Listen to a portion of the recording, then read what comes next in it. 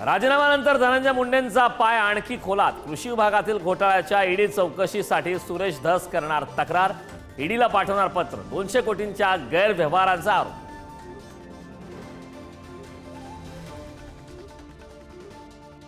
माझं काही बरं वाईट झाल्यास आई आणि विराजची काळजी घे। अपहरणा आधीचा मुलगी वैभवी सोबतचा संतोष देशमुखांचा शेवटचा संवाद।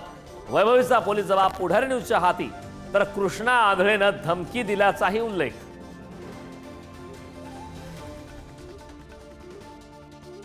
महादेव मुंडे खून प्रकरणात वाल्मिक कराडच्या निकटवर्तीयांची चौकशी।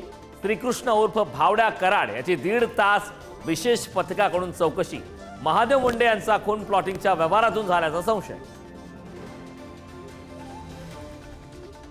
अमानुष मारहाण प्रकरणी बीडच्या सतीश भोसले विरोधात 2 दिवसात 2 गुन्हे, मात्र 48 तासानंतरही आरोपी फरारच। तर भाजपचा पदाधिकारी असलो तरी मी अण्णाप्रेमी, सुरेश धसांची स्तुती करणारा भोसलेंचा व्हिडिओ व्हायरल। निलंबन मागे घेण्याच्या विनंतीसाठी सपाचे आमदार अबू आझमीचं विधानसभा अध्यक्षांना पत्र। छत्रपती शिवाजी महाराज, छत्रपती संभाजी महाराजांबाबत आदर। निलंबनानंतर आझमींना उप्रती। नाशिकच्या कळवणमध्ये 181 बांगलादेशींनी घेतला पीएम किसान योजनेचा लाभ। सोमय्यांची गुन्हे दाखल करण्याची मागणी। तर अहिल्यानगरच्या श्रीगोंदा तालुक्यातून 4 बांगलादेशी महिला ताब्यात। मुंबईतील सहारा हॉटेलमध्ये 41 वर्षीय व्यक्तीची आत्महत्या। पत्नीच्या जाचाला कंटाळून संपवलं जीवन।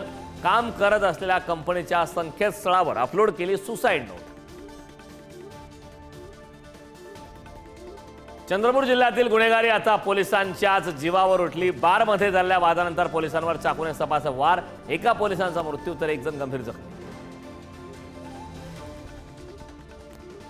कोकणात शिमग्यासाठी जाणाऱ्यांची तुफान गर्दी, मात्र खासगी ट्रॅव्हल्सकडून चाकरमानाची लूट। 1.25 दरात विकल्या जात आहेत तिकीट। आज जागतिक महिला दिन। देशभरात विविध कार्यक्रमाचं आयोजन। पंतप्रधान मोदींकडून महिला दिनाच्या शुभेच्छा। तर राजभवनात मुख्यमंत्री उपमुख्यमंत्र्यांच्या उपस्थितीमध्ये विशेष कार्यक्रम।